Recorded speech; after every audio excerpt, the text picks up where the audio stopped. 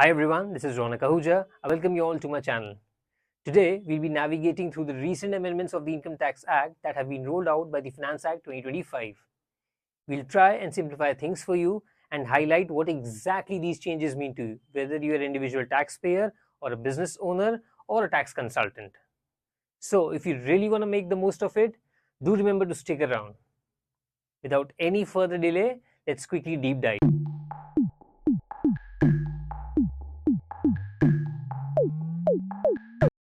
So let's quickly get to the first amendment, and that would be section 193. Section 193 would require us to deduct TDS on interest on securities such as bonds and debentures at the rate of 10%. This is, however, subject to certain exemptions, which include interest payable on national development bonds, interest on national defense bonds, interest payable on government securities that have been issued by the central government or the state government, and a few others. However, one such exemption was any interest payable to an individual or an HUF on debentures up to rupees 5,000 during a financial year by a company in which the public is financially interested. This meant any interest payable to individual or HUF on the debentures of the company in which public is substantially interested, no TDS was deducted up to rupees 5,000. This limit of rupees 5,000 has been increased to 10,000 this year.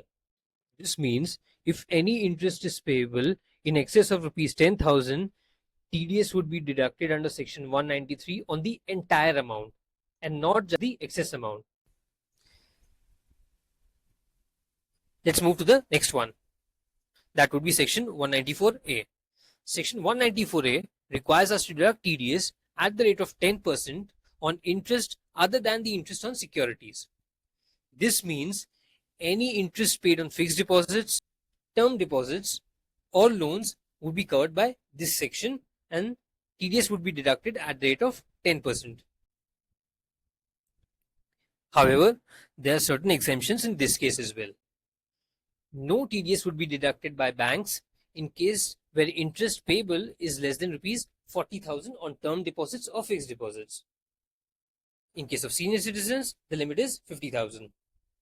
Furthermore, where any interest on loan is payable by any person, no TDS would be deducted by such person if the amount payable does not exceed rupees 5,000.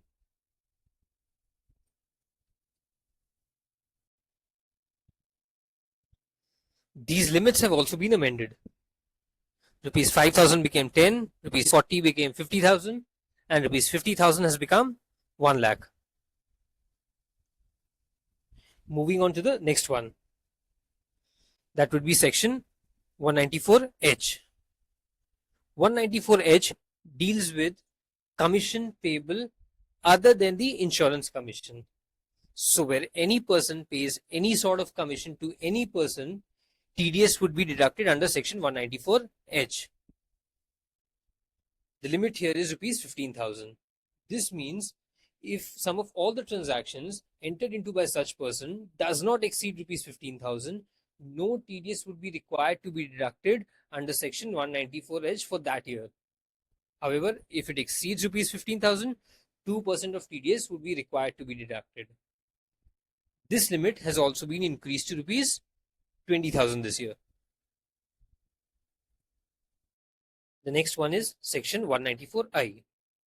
Section 194I deals with any rent payable on land or building or plant and machinery or in any other case. So where any sort of rent is paid to any person during the financial year which exceeds rupees 2,40,000, TDS would be payable under this section. This means if the amount paid is less than rupees 2,40,000 per person during the entire financial year, no TDS would be required to be deducted here. The rate for TDS for this purpose would be 2% in case of plant and machinery. For the rest, 10%. The limit has been increased to rupees 50,000 a month. Now we need to be a little more careful here. Say for example, Mr. X rents out a property at the rate rupees 55,000 a month from the month of April. However, due to some reasons, He terminates the contract after the month of May. The question is he still required to pay TDS under section 194I? The answer is yes. Mr. X would be required to deduct TDS for the months of April as well as May, because the provisions talk about the monthly limits and not the yearly limits. Moving on, next one is section 194D. Any insurance commission paid or any other reward paid by the insurance company to its commission agents, it would attract TDS under section 194D. The rates in force are 2%. And the limit is rupees 15,000 during the entire financial year. This limit has been increased to rupees 20,000. So any insurance commission that is paid to the insurance agents or any other reward that is being paid to them would be subject to TDS under section 194D. This is different than the commission that is paid under section 194H. This is only insurance commission. Moving forward,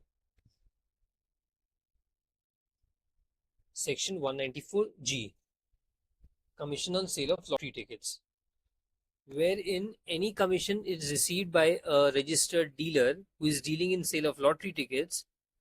Commission on such income was subjected to TDS under section 194G. This was again deductible at the rate 2% with a limit of rupees 15,000 during the entire financial year. This limit has also been increased to rupees 20,000 a year.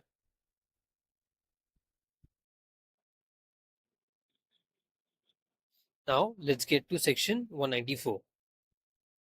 Section 194 deals with TDS on dividends distributed by the companies. This attracted TDS at the rate 10%.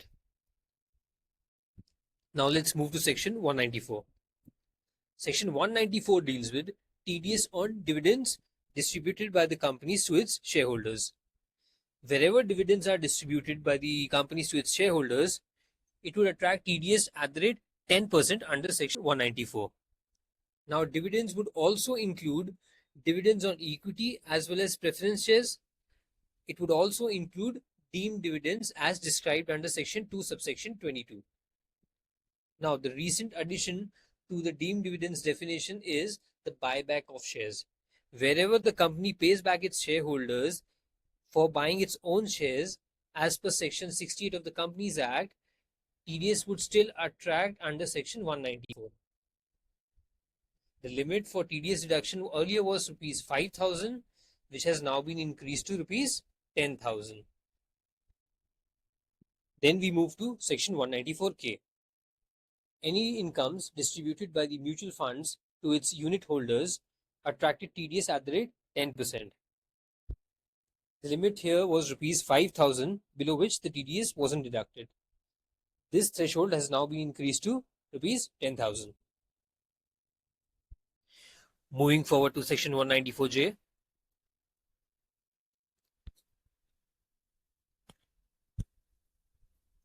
All the payments made for professional services received are covered by section 194J. The rates of TDS here are 2% and 10%.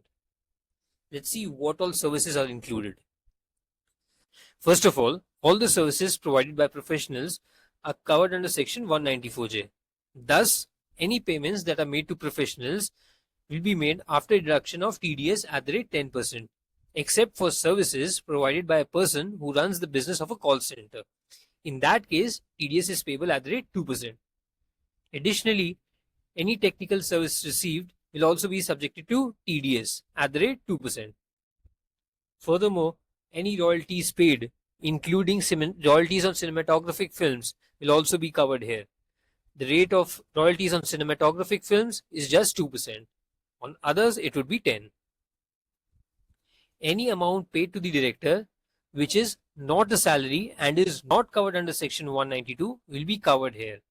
This means any remuneration, any fees, any commission in any form that is paid to a director, including a sitting fees, is covered by 94J and will be subjected to TDS at the rate 10%.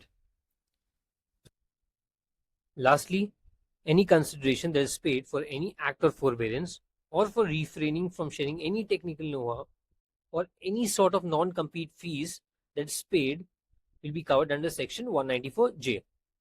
Sometimes companies may pay individuals for not leaking out their trade secrets or any exclusive technical know-how to their competitors, so that it may not provide them with the added advantage. Any such consideration that is paid to such individuals will also be covered under section 194J.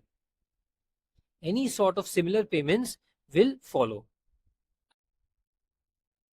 So, for professional services, technical services, royalties, and consideration for any act or forbearances, the limit would be rupees 30,000 a financial year. On the other hand, for remuneration, fees, or commission that is paid to a director, which is not in the nature of the ones covered under section 192, that is salaries, there is no such limit. This limit of rupees 30,000 has been increased to rupees 50,000. To the contrary, there is no change in the limit for remuneration or fees paid to the director. Moving on, section 194 LBC. Wherever any income is paid by the securitization trust, such income would be subjected to TDS under section 194 LBC. The rates here differ from 25, 30 to 40%. 25% was applicable to payments made to individual or HUF, those being resident, to domestic companies 30%, to foreign companies 40%, and to other non-residents at the rate 30%. The Finance Act 2025 has slashed the rates to 10% TDS for payments made to domestic companies and resident individual and HUFs. The rates for foreign companies and non-resident companies or any other non-resident stays the same. Then comes section 194B. Any winnings from lotteries, crossword puzzles, card games, or any sort of game or any sort of gambling in any form will be covered under section 194B. This is, however, not applicable to online games. There was a limit of rupees 10,000 in aggregate during a financial year, and the TDS deductible was 30%. As per the Finance Act 2025, the threshold limit still stays at 10,000. However, this limit is to be checked as per the individual transaction now and not in the aggregate for a financial year. What does this mean? For example, if Mr. X wins rupees 7,000 in one transaction and rupees 8,000 in the next transaction, then as per the previous provisions, TDS would have been deductible on the entire 15,000 amount. But for now, there will be no TDS deductions, since in each individual transactions, the amount is less than rupees 10,000. Likewise, section 194BB, which dealt with winnings from racehorses, the limit stands at rupees 10,000, but the limit again needs to be checked per individual transaction, just like section 194B. Moving ahead,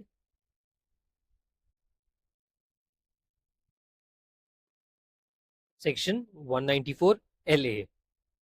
Wherever any person paid any compensation or enhanced compensation on compulsory acquisition of any immovable property, be it land or a building or both, except the agricultural land, TDS was required to be deducted under section 194LA at the rate 10%. However, there was a limit which was rupees 2,50,000 during the entire financial year. This limit has been increased to rupees 5 lakhs a year.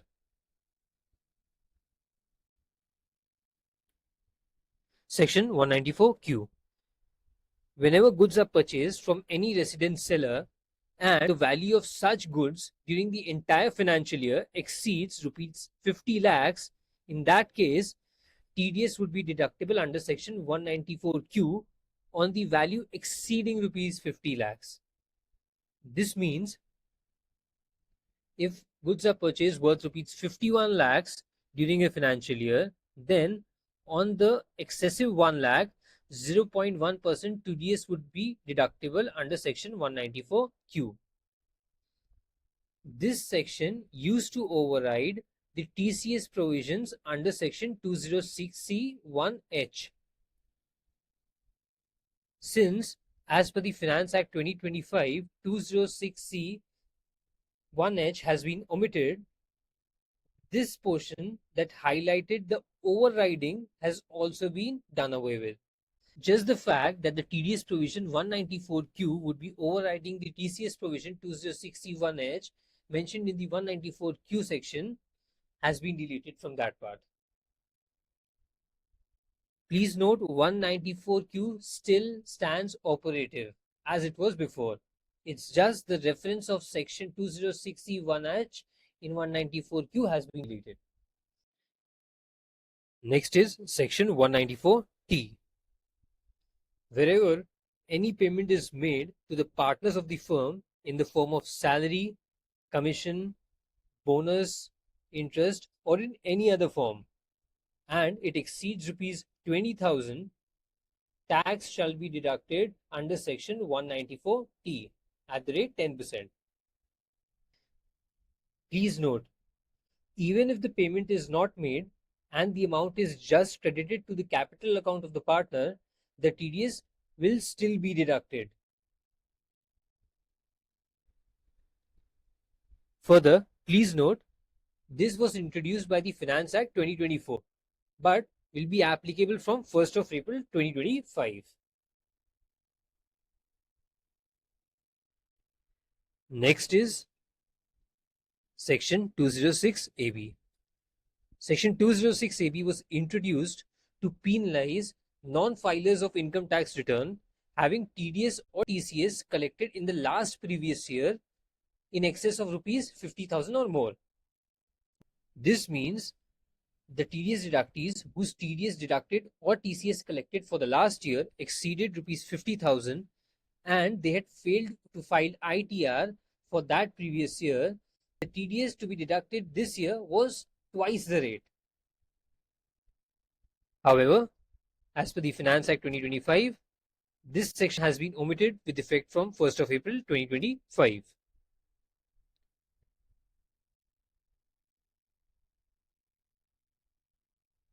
Moving on, the last one, section 194S. Wherever any consideration is payable for transfer of any digital virtual asset, TDS was deductible as per the limit set in there at the rate 1%. However, there was a reference to section 206AB in section 194S. Only that part has been deleted. Rest 194S stands operative as before.